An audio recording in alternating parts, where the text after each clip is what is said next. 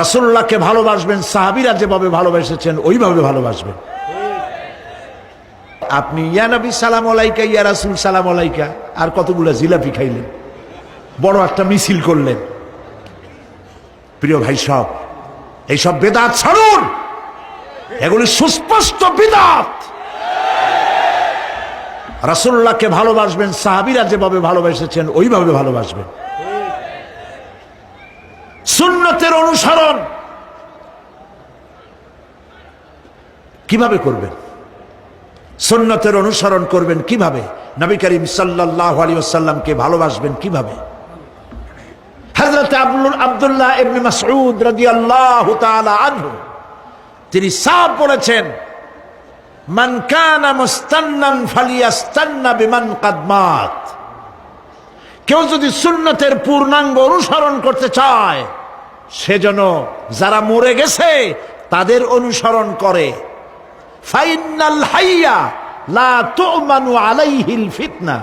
কারণ যে ব্যক্তি মারা গেছে, যে ব্যক্তি বেঁচে আছে, ফাইনাল হাইয়া, যে ব্যক্তি বেঁচে আছে, সে যে ভবিষ্যতে ফিতনায় পড়বে না তা নিশ্চিত করে বলার কোনো উপায় নাই। এই জন্য সুন্নতের অনুসরণ করার জন্য মাপকাঠি কোনো পীর নয়, আলেম নয়, মুহাদ্দিস নয়, মুফাসসির নয়। যে ব্যক্তি মারা গেছে তিনি হলেন সুন্নতের অনুসরণ তারই করতে হবে। তিনি কে? তারা কারা? উলাইকা আসহাবু মুহাম্মাদিন সাল্লাল্লাহু আলাইহি ওয়াসাল্লাম। তারা হলেন নবী করিম সাল্লাল্লাহু আলাইহি সাল্লামের সাহাবায়ে কেরাম রিদওয়ানুল্লাহি তাআলা আলাইহিম আজমাইন। কানু আফদালু হাযিহিল উম্মাহ। তারা হচ্ছে এই উম্মতের শ্রেষ্ঠ সন্তান। আমার দেশে আসে না, যারা যে সরকার যখন আসে তারা আইসা এক দলরে বলে এরাই হলো দেশের জাতির শ্রেষ্ঠ সন্তান। না, শ্রেষ্ঠ সন্তান তোমরা সার্টিফিকেট দিলে হবে না।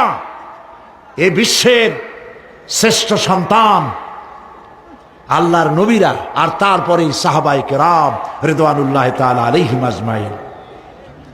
আবাররাহা কুলুবান, তাদের কলবকে আল্লাহ পাক পবিত্র করেছেন। ওয়া আমাকাহা ইলমান, আর তাদেরকে গভীর ইলম দান করেছেন। ওয়া আকাল্লাহা তাকাল্লুফান, আর সমস্ত রকমের বক্রতা থেকে তাদের কলিজাকে আল্লাহ পাক মুক্ত করে দিয়েছেন। ইখতারাহুমুল্লাহু লিসুহবাতি নবিয়্যিহি ওয়া লিইকামাতি দীনিহি। আল্লাহ পাক এই সব লোকদের, কাদের? সাহাবীদের। এই সব লোকদেরকে আল্লাহ বাছাই করেছিলেন মুহাম্মদ রাসূলুল্লাহ সাল্লাল্লাহু আলাইহি সাল্লামের সাহাবী হওয়ার জন্য। বাছাই করছে কে? আল্লাহ পাক নিজে বাছাই করেছেন রাসূলের সাহাবী হওয়ার জন্য। কি জন্য? লিইকামাতিদ দীন, আল্লাহ পাকের দ্বীন প্রতিষ্ঠার জন্য। সেই জন্য প্রিয় ভাই সব, কিয়ামতের দিন সুপারিশ কেউ কিন্তু করতে পারবে না। সুপারিশ করতে পারবেন কেবলমাত্র কে?